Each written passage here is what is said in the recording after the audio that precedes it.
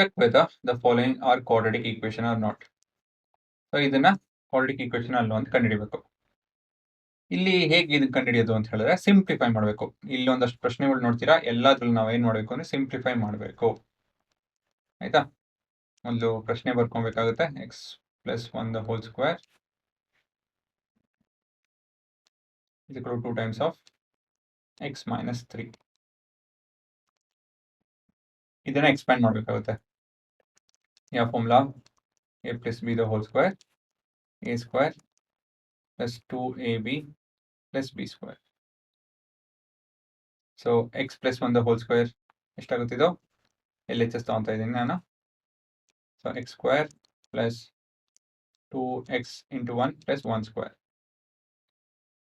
So ಇದನ್ನ ನಮ್ಮ expression substitute ಮಾಡುತ್ತೆ ಅಂತ ಹೇಳಿದ್ರೆ, ಈಕ್ವೇಷನ್ ಸಬ್ಸ್ಟಿಟ್ಯೂಟ್ ಮಾಡಿದ್ರೆ, therefore we have x square plus 2x plus 1 is equal to RHS 2 times of x minus 3 2x minus 6.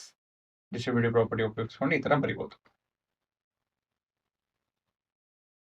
ಸರಿನಾ? So ಒಂದೇ ನಿಮಿಷ, ತಪ್ಪಲ್ಲ, ಬಟ್ ಸಬ್ n1 ಸಬ್ಸ್ಟಿಟ್ಯೂಟ್ ಮಾಡಿದಾಗ ವಿಲ್ ಗೆಟ್ ದಿಸ್ ಅಲ್ವಾ. ಇದನ್ನು ರೀಅರೇಂಜ್ ಮಾಡ್ತು ಅಂತ ಹೇಳಿದ್ರೆ X square plus 2x cancel ಆಗುತ್ತೆ.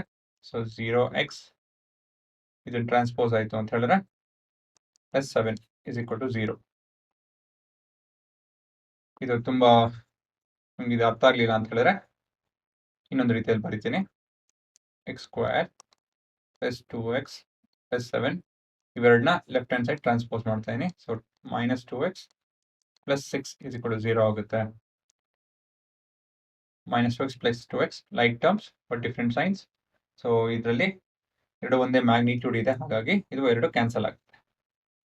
ಸೊ ಇನ್ನೆಷ್ಟಿದೆ? X square plus 7 is equal to 0. Degree is 2, so it's a quadratic equation. As degree is 2, this is a quadratic equation. Indian problem x square minus 2x is equal to, so illu kuda ನೀವು x square minus 2x is equal to minus 2 times of 3 minus x. So ಆ ರೀತಿಯಲ್ಲಿ distributive property ಉಪಯೋಗಿಸಿ x square minus 2x open ಮಾಡಿ bracket ನ is equal to minus 2 into 3 minus x ಏನಾಗುತ್ತೆ ಅಂತ ಹೇಳಿದ್ರೆ minus 6 minus of minus is plus 2 into x is 2x.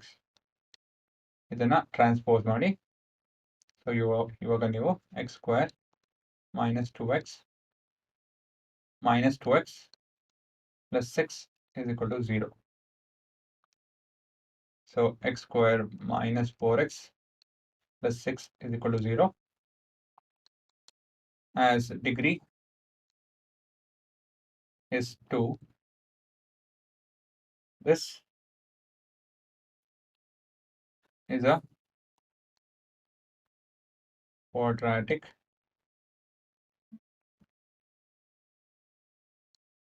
equation. So simplify ಮಾಡಿ ಆಮೇಲೆ ಕನ್ಕ್ಲೂಷನ್ ಬನ್ನಿ. ಅರ್ಥ ಆಯ್ತಾ? ಸೊ ಈ ಪ್ರೊಸೀಜರು ಇನ್ನು ಯಾವುದೇ ಪ್ರಶ್ನೆಯಲ್ಲೂ ನಾವು check whether it's a quadratic equation or not ಅಂತ ಕೇಳಿದಾಗ ಸಿಂಪ್ಲಿಫೈ ಮಾಡೋಕ್ಕಾಗುತ್ತೆ. ಐಡೆಂಟಿಟಿ ಉಪಯೋಗಿಸ್ಬೇಕು, ಡಿಸ್ಟ್ರಿಬ್ಯೂಟಿವ್ ಪ್ರಾಪರ್ಟಿ ಉಪಯೋಗಿಸ್ಬೇಕು, ರೀಅರೇಂಜ್ ಮಾಡಿಕೊಂಡು ಕನ್ಕ್ಲೂಷನ್ ಬರಬೇಕು.